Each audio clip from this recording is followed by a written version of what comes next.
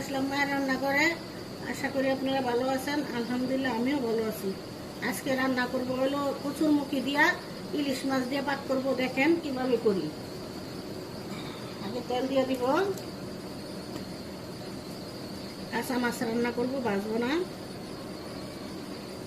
তেল দিয়ে দিলাম, মরিচ পেঁয়াজ দিয়ে দিব, 1 চামচ লবণ দিয়ে দিব। পেঁয়াজটা একটু বেজে নিব।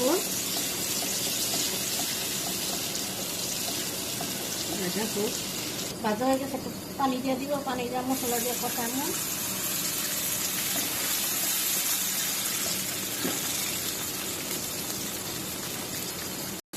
আদা রসুন বাটা দিয়ে দিব। 1 চামচ আদা রসুন বাটা দিয়ে দিলাম। তরকারি দিয়ে দিব 1 চামচ দিব।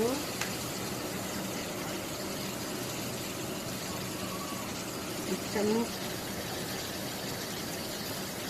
ধনিয়া পাতা দিব 1/2 চামচ।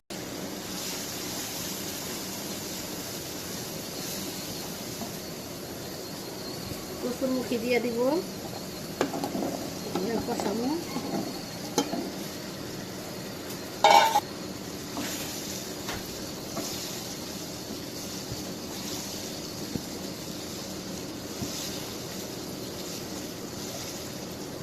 একটু ডেকে দিব।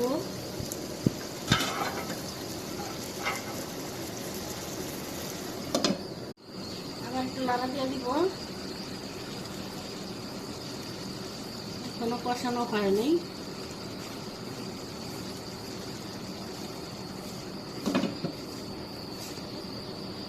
পরে চলে আসলাম, নাড়া দিয়ে দিব।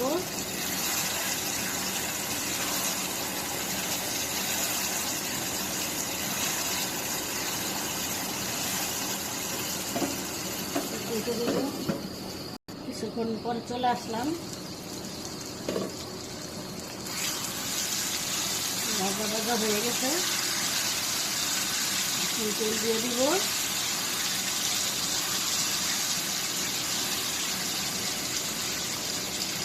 তেল দিয়ে দিলাম।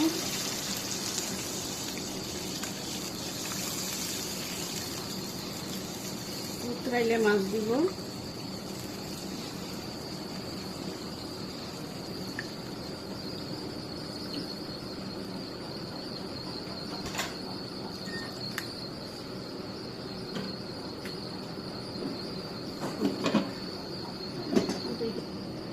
আবার কিছুক্ষণ পরে চলে আসলাম।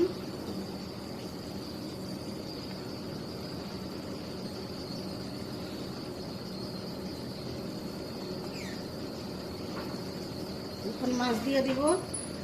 মাছ কেটে ধুয়ে টুয়ে নিছি। পদ্মার ইলিশ মাছ দিয়ে দিব। কাঁচা মাছ রান্না করব।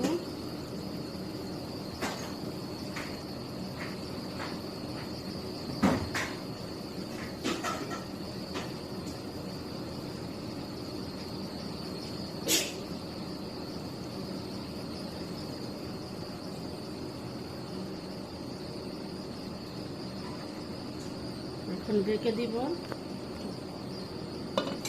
আবার কিছুক্ষণ পরে চলে আসলাম।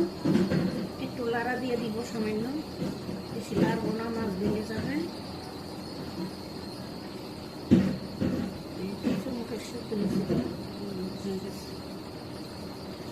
একটু ঝোল ঝোলই রান্না করব। কিছুক্ষণ পরে উঠায় নিব। আবার চলে আসলাম, মনে তরকারি হয়ে গেছে।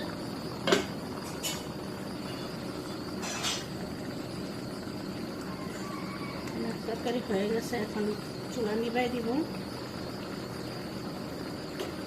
দেখুন বন্ধুরা, আমাদের ইলিশ মাছের তরকারি রান্না শেষ। কালারটা কত সুন্দর হয়েছে, এমনকি ঘ্রাণও অনেক সুন্দর।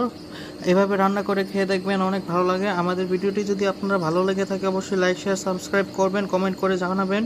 আমাদের কোনো ভুল ত্রুটি থাকলে আমরা তা ঠিক করে নেব। আবারও কোনো নতুন ভিডিও নিয়ে আপনাদের সামনে হাজির হব। ততক্ষণ ভালো থাকুন, সুস্থ থাকুন। আল্লাহ হাফেজ।